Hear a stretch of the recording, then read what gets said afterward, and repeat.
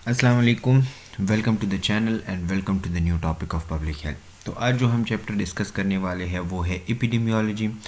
और एपिडेमियोलॉजी हमारे पास chapter number 13 है। इसको हम एक ही लेक्चर में कवर करने वाले हैं और इसमें जितनी भी बेसिक डिफिनीशंस है, जितनी भी कॉन्सेप्ट है, उसको हम एक ही लेक्चर में कवर करेंगे। ठीक है।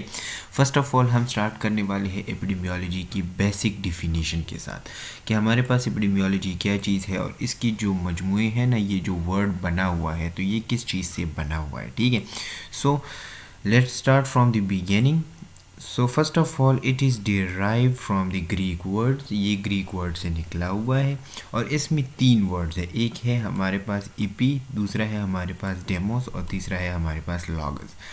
इपी का मतलब है ऑन और अपॉन, डेमोस का मतलब है पीपल एंड लॉगस का मतलब है स्टडी ऑफ। मतलब हम अगर लोगों के बारे में स्टडी करने वाले हैं तो उसको हम क्या कहेंगे, उसको हम कहेंगे एपिडेमियोलॉजी। लेकिन इसकी जो डिफिनीशन है ना, वो अगर हम यहाँ पे देख ले तो डिफिनीशन में ये हमारे पास कह रहे हैं कि epidemiology is the basic science of community medicine that pertains the study of the distribution, dynamic and determinant of the disease. अब हमारे पास, मैंने आपको बताया ना, बेसिक डिफिनीशन में हमारे पास तीन चीज़ें हैं। एक तो हम स्टडी करेंगे कम्युनिटी मेडिसिन की, हमारे पास कम्युनिटी में किस तरह से जो है ना, कौन कौन सी ऐसी चीज़ें हैं, कौन कौन सी ऐसी डिजीज़ है। लेकिन डिजीज़ के बारे में अगर हम बात करेंगे तो तीन चीज़ों के बारे में बात करेंगे। 3 Ds आपने याद रखनी है। एक है डिस्ट्रीब्यूशन, दूसरा है डायनेमिक और तीसरा है हमारे पास डिटर्मिनेंट्स। ये 3 Ds आपने याद रखनी है। ठीक है। एपिडेमियोलॉजी में हम dynamic, distribution and determinant of a disease के बारे में बात करेंगे। इसको हम कहते हैं एपिडेमियोलॉजी। अब ये हमारे पास डिस्ट्रीब्यूशन क्या चीज़ है, डायनेमिक क्या चीज़ है, डिटर्मिनेंट क्या चीज़ है, तो ये आगे आ रहे हैं। इसके बेसिक डिफिनीशन में ये सारे कुछ जो है ना, ये इंक्लूडेड है। ठीक हो गई बात। तो यहाँ पे अगर हम देख लीजिए क्या कह रहे हैं कि ए रीसेंट डिफिनीशन इज़, हमारे पास जो लेटेस्ट डिफिनीशन है उसमें क्या कह रहे हैं कि epidemiology is the study of distribution and determinant of the health related states and even is specified population and the application of the study to control the health problems. हमारे पास basic जो हमारे पास डिफिनीशन है अभी recent की जो definition, तो उसमें ये कह रहे हैं कि हम डिजीज़ के बारे में डिस्कस करेंगे लेकिन उसमें दो चीज़ें होंगी। एक होंगी डिस्ट्रीब्यूशन, दूसरा है हमारे पास determinant of the health related states. Health related state से क्या मतलब है कि सेहत के साथ जो रिलेटेड बातें होती हैं, डिजीज़ है, किस तरह से एक कम्युनिटी की हेल्थ है वो ठीक है या नहीं है, तो ये सारा कुछ जो है ना इसमें हम डिस्कस करेंगे। लेकिन इसमें एक और चीज़ भी स्पेसिफाई किया गया है कि वो है इवेंट्स। वो इवेंट जो अगर स्पेसिफिक पॉपुलेशन में आ जाए, ठीक है, एक ऐसी बीमारी जो स्पेसिफिक पॉपुलेशन में आ जाए, सारी दुनिया में ना हो, तो उसको भी हम इसको डिस्कस करेंगे इन द एपिडेमियोलॉजी। क्लियर। तो दो चीज़ें हो गई, एक हो गई डिस्ट्रीब्यूशन, दूसरा है डिटर्मिनेंट्स। क्लियर। अच्छा, तीसरा हम इसमें स्पेसिफाइड पॉपुलेशन भी डिस्कस करेंगे और उसके साथ साथ सिर्फ इसको मालूम नहीं करेंगे कि एक डिज़ीज़ यहाँ पे है, बल्कि उस हेल्थ प्रॉब्लम को कंट्रोल करने के लिए जो एप्लीकेशन इस्तेमाल होते हैं उसको भी हम स्टडी करेंगे कि हम किस तरह से जो है ना इस हेल्थ प्रॉब्लम को कंट्रोल कर सके। तो ये चारों चीज़ें इसमें आ सकती है। ठीक है, कि distribution, determinant, specified population plus the application of the study to control the health problems. अब इसके बाद अगर हम बात कर ले, हमने बात कर ली ना कि डिटर्मिनेंट्स और डिस्ट्रीब्यूशन की बात करेंगे और वो सारा कुछ, तो असल में डिटर्मिनेंट्स है क्या चीज़। अच्छा, तो अगर हम डिटर्मिनेंट्स की बात कर ले तो डिटर्मिनेंट्स में हमारे पास क्या है कि दीज और all those factor that influence the distribution. अब यहाँ पे डिस्ट्रीब्यूशन को पहले डिस्कस कर लेते हैं। सो डिस्ट्रीब्यूशन का क्या मतलब है, एक डिजीज़, एक बीमारी, एक हेल्थ रिलेटेड प्रॉब्लम कितनी फैल चुकी है, डिस्ट्रीब्यूट हो जाना, वो कितनी डिस्ट्रीब्यूट हो गई है इन ए पॉपुलेशन और इन ए कम्युनिटी। तो इसको हम क्या कहते हैं, एपिडेमियोलॉजी में हम इसको डिस्ट्रीब्यूशन कहते हैं। और उस डिस्ट्रीब्यूशन को कौन से फैक्टर इन्फ्लुएंस कर रहे हैं, मतलब कौन सी ऐसी वजूहत है जिसकी वजह से वो डिज़ीज़ डिस्ट्रीब्यूट हो रही है, फैल रही है, वो कौन कौन से है, तो इसको हम फिर क्या कहते हैं, डिटर्मिनेंट्स कहते हैं। एक दफ़ा मैं फिर रिपीट कर देता हूँ। डिस्ट्रीब्यूशन का मतलब एपिडेमियोलॉजी में ये है कि जो डिज़ीज़ है उसकी जो फैलाव है, ठीक है, इसको हम डिस्ट्रीब्यूशन कहते हैं। और इस फैलाव की जो फैक्टर्स है जिसकी वजह से ये फैलाव हो रहा है, इसको हम क्या कहते हैं, डिटर्मिनेंट्स कहते हैं। अच्छा, इसमें हम हमारे पास जो है ना प्राइमरी डिटर्मिनेंट्स है, सेकेंडरी डिटर्मिनेंट्स है, तो हम इसको अभी देखते हैं। So the primary determinants are, it is the causative agent of a disease or disorder. मतलब इसका क्या है कि वो कॉजेटिव एजेंट, आपने सुना होगा ना कि जब भी हम कोई डिज़ीज़ के बारे में बात करते हैं तो उसमें हम कॉज की बात करते हैं कि इसकी वजह क्या है, वायरस है, बैक्टीरिया है, इंजरी है, जो भी है, तो उसकी कॉज को हम मालूम करते हैं। तो प्राइमरी डिटर्मिनेंट हमारे पास क्या है कि it is the causative agents of a disease or a disorder. For example, in communicable disease it may be bacteria, virus, parasites. In nutritional disorder it may be some specific nutrients. मिसाल के तौर पर एक बंदा जो है ना वो माल न्यूट्रिएंट है, तो माल न्यूट्रिएंट, उसमें कोई न्यूट्रिएंट की कमी है, तो वो हमारे पास क्या हो गई, कॉज हो गई। क्लियर। इसके अलावा अगर कम्युनिकेबल डिजीज़ में हम देख रहे हैं तो बैक्टीरिया, वायरस हमारे पास क्या है, ये कॉज है, तो इसको हम प्राइमरी डिटर्मिनेंट्स कहते हैं। अच्छा, इन automobile accidents it is the vehicle. ठीक है, अगर कोई एक्सीडेंट की बात कर ले तो उसमें हमारे पास क्या है कि अगर ऑटोमोबाइल एक्सीडेंट है तो उसमें हमारे पास इंजरी की कॉज हमारे पास व्हीकल। क्लियर हो गई बात। अच्छा, सेकेंडरी डिटर्मिनेंट्स की बात कर लेते हैं। So it is the factor that influence A disease. For example, socio economic factor causing mall nutrition. मतलब इसका क्या है कि वो सारे फैक्टर्स जो एक डिजीज़ को इन्फ्लुएंस करते हैं, इसको हम सेकेंडरी डिटर्मिनेंट्स कहते हैं। फॉर एग्जांपल, एक कम्युनिटी है, ठीक है, उसकी जो इकोनॉमिक हालात है वो ख़राब है, तो उसकी वजह से वो अपने लिए ख़ुराक नहीं ख़रीद सकते, तो वो क्या हो गए हैं, माल न्यूट्रिशन। अब ये ख़ुराक की ना होने की वजह हमारे पास क्या है, सेकेंडरी डिटर्मिनेंट्स है। अच्छा, physical environment that influencing respiratory infection. हमारे पास ऐसी फिज़िकल इन्वायरमेंट है जिसकी वजह से रेस्पिरेटरी इन्फेक्शन ज़्यादा हो सकते हैं, जिसकी वजह से एलर्जिक रिएक्शंस हो सकते हैं, जिसकी वजह से आपको आज़मा हो सकता है। तो ये हमारे पास सारे क्या है, सेकेंडरी डिटर्मिनेंट्स हो गए। क्लियर हो गई बात। So all those factor that influence the disease, so it is called determinants. अच्छा, अब आ जाते हैं कुछ इसकी जो है ना हमारे पास टाइप्स है कि clinical epidemiology and occupational epidemiology. So what is clinical epidemiology and what is occupational epidemiology? So clinical epidemiology is, it deals with the clinical symptoms of the patient. It also compares the record of the patient having similar symptoms in groups so to predict a probable diagnosis and proceed to work to eliminate the occurrence of a change. पहले आप सिर्फ और सिर्फ ये line को जो है ना रीड कर ले, फिर उसके बाद इसको हम डिस्कस करते हैं। Occupational epidemiology, it involves a study of health effect on workers with factor to which they are exposed. Clear होगी बात।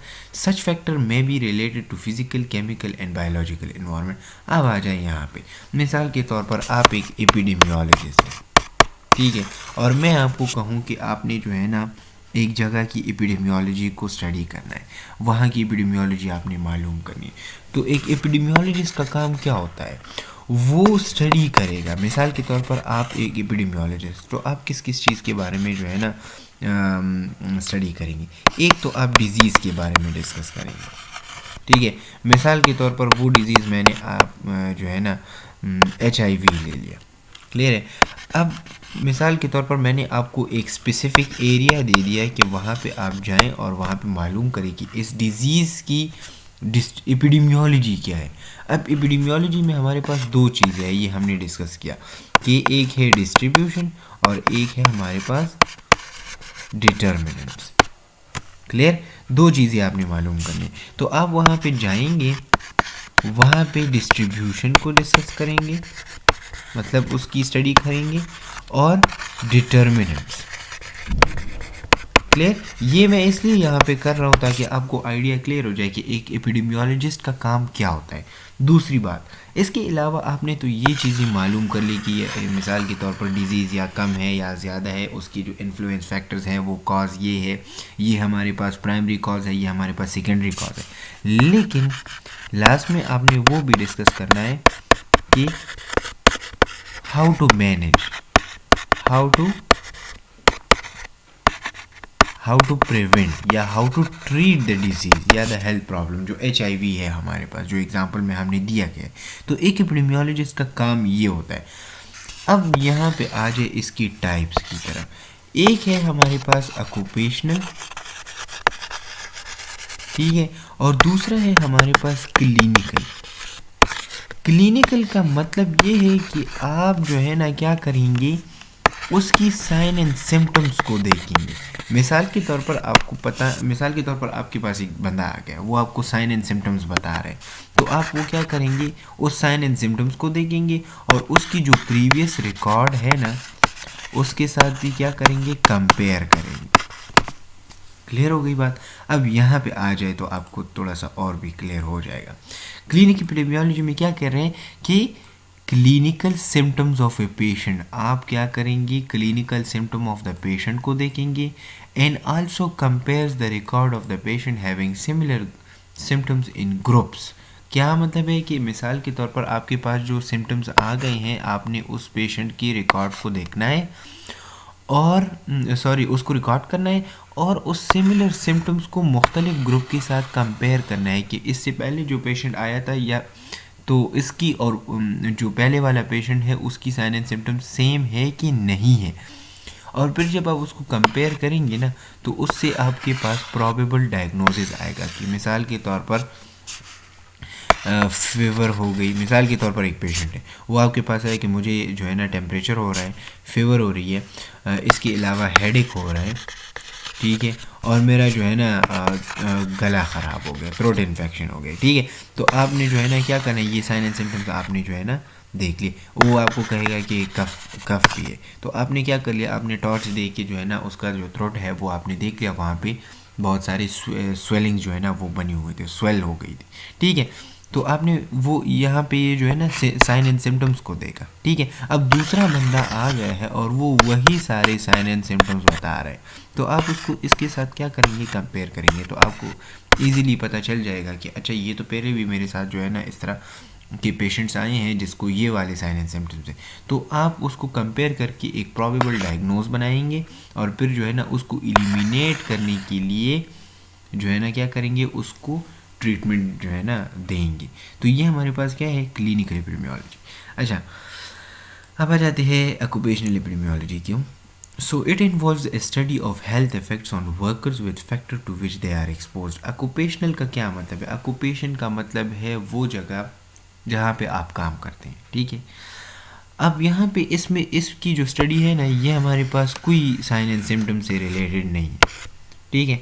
इस स्टडी में हम उस हेल्थ इफ़ेक्ट के बारे में बात करेंगे जिसका असर वर्कर्स पे होता है, ठीक है, और उन वर्कर्स पे जो एक्सपोज होते हैं जहाँ पे वो काम करते हैं। फॉर एग्जांपल एक बंदा है, वो कारखाने में काम कर रहा है, ठीक है, कपड़े के कारखाने में काम कर रहे हैं, तो वहाँ जिन हेल्थ इफ़ेक्ट्स की जो फैक्टर्स है उसको तो वो एक्सपोज है ना, ठीक है।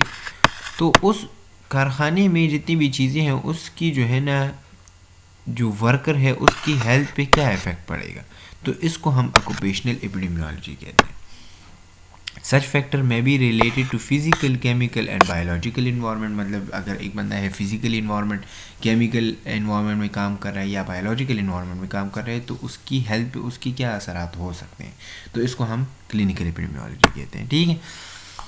अच्छा, अब आ जाते हैं इम्पॉर्टेंस ऑफ द एपिडेमियोलॉजी। तो इसमें बहुत सारी ऐसी चीज़ें हैं जो बताए गए हैं और जो हमने ऑलरेडी डिस्कस भी किया है। मैं आपको जो है ना थोड़ा सा इसकी इंट्रो करा देता हूँ। सो इम्पॉर्टेंस ऑफ एपिडेमियोलॉजी हमारे पास क्या है, आइडेंटिफिकेशन ऑफ द कॉज। क्या मतलब है इसका कि इम्पॉर्टेंस में हमारे पास मेन काम जो है ना वो है एक हेल्थ के बारे में कॉज को मालूम करना, ठीक है, कॉज को मालूम करना कि हमारे पास एक डिज़ीज़ की जो कॉज है वो कौन सी है, ठीक है। मिसाल के तौर पर मैं यहाँ पे एग्जांपल दिया गया है कि vitamin C deficiency as a cause of a scurvy disease. Scurvy disease है तो स्कर्वी डिजीज़ की कॉज हमारे पास क्या है, वो है विटामिन सी की डिफिशिएंसी। तो एक कॉज को मालूम करना ये हमारे पास एपिडेमियोलॉजिस्ट का काम है, एपिडेमियोलॉजी का काम है। दूसरा है हमारे पास identifying the risk factor for the disease prevention. मिसाल के तौर पर एक बंदा है ना वो सिगरेट पी रहा है, ठीक है, तो सिगरेट पीने से क्या हो सकता है? लंग कैंसर हो सकता है, ठीक है। अब मिसाल के तौर पर ये हमारे पास रिस्क फैक्टर्स है ना, ये सिगरेट हमारे पास क्या है? रिस्क फैक्टर है। फॉर एग्जांपल कोलेस्ट्रॉल, कोलेस्ट्रॉल जितने भी मतलब कोलेस्ट्रॉल जो है ना, जो लोग जितने भी लोग हैं ना, जब भी वो कोलेस्ट्रॉल की तादाद उसकी बॉडी में ज़्यादा हो जाती है तो chances of coronary heart disease आ जाती है। तो हमने क्या करना है? कोलेस्ट्रॉल को कम करना है ताकि हार्ट की जो डिजीज़ है वो कम हो। क्लियर हो गई बात? तो ये सारी वो फैक्टर्स हैं जो एक डिज़ीज़ की तरफ आपको ले जाते हैं। क्लियर हो गई बात? तो वो रिस्क फैक्टर जिसको हमने प्रिवेंट करना है, to prevent the disease, so they are called identifying the risk factor with the help of that epidemiology, ठीक है। सो एपिडेमियोलॉजिस्ट का काम सिर्फ और सिर्फ काज को मालूम नहीं करना, बल्कि वो रिस्क फैक्टर जिसकी वजह से डिजीज़ हो सकती है, ठीक है, और फिर हम उस डिज़ीज़ को जो है ना क्या कर सकते हैं? उसको ट्रीट कर सकते हैं with the help of that prevention. तो इसको हम क्या कहते हैं? इसको हम कहते हैं identifying the risk factor for a disease prevention. अच्छा, अब